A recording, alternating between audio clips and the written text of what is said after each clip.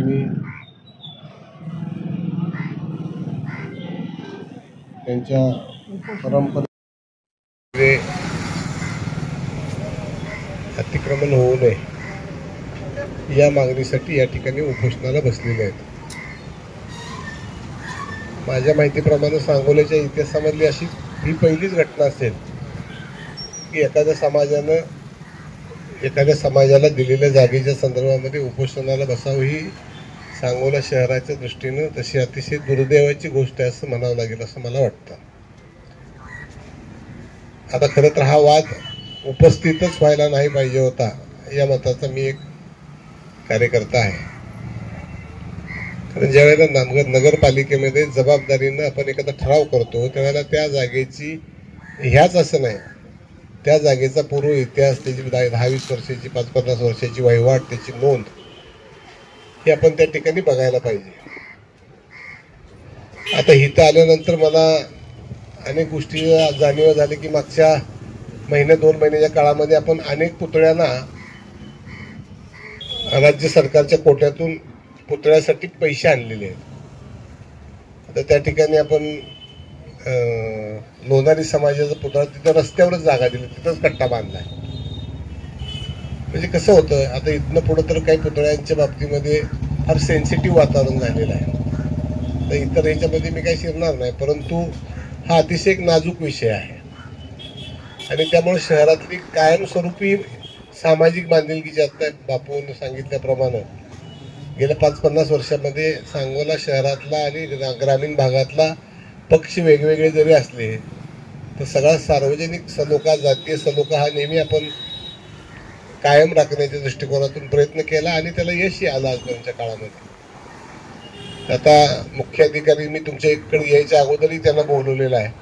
त्यांनी काही सोल्युशन तोडगा काढलेला आहे की जो व्यवस्थितपणानं पार पडला. तर काय सोल्युशन आणि तोडगा म्हणजे एक थांबवणं आणि एक पर्यायी जागा देणं हाच ह्यातला तोडगा आहे.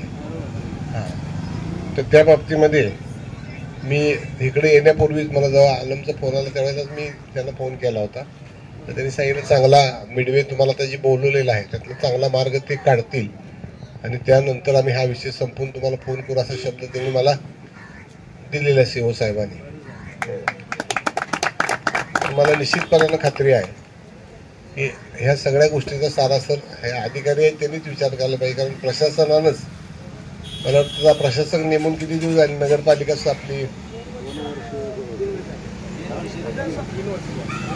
2 वर्षाचा कालावधी पूर्ण झालेला आहे.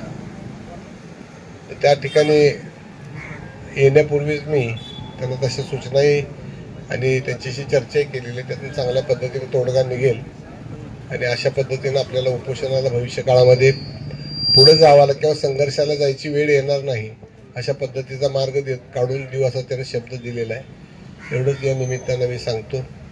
परंतु एक मनाला दुःख असं होतं की वेगळ्या कामासाठी आपण एकमेकाला भेटलं पाहिजे. रमजान महिन्यामध्ये तुमचं संपल्यानंतर शिरकुर्मा खायला जायला पाहिजे.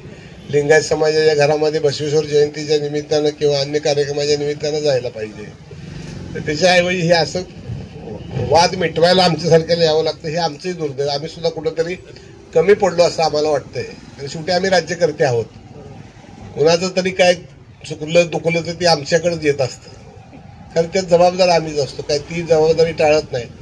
परंतु मला निश्चितपणाने खात्री आहे की आजच यावर चांगला तोडगा निघेल असं अपेक्षित आहे. तशा पद्धतीच्या सूचना दिलेल्या आहेत आणि तासाभराच्या काळामध्ये किती टायमिंग दिले आपल्याला?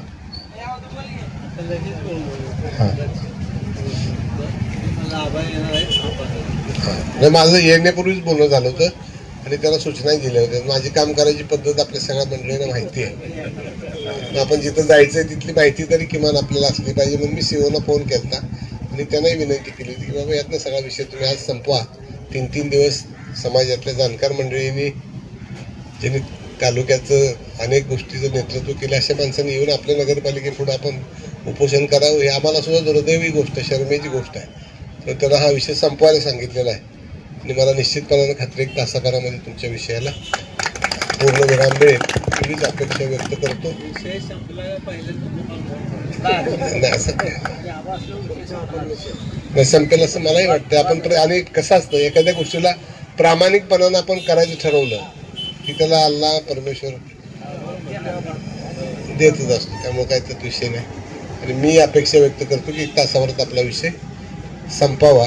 आणि तुम्हाही मंडळीला विनंती आहे की विषय संपण्याच्या दृष्टीने ते प्रयत्न करतातच, थोडंसं तुम्ही त्या पद्धतीनं हा करा. बस संपलं. जनमत सबस्क्राईब करा, लाईक करा, शेअर करा. आपल्या हक्काचं आपलं न्यूज.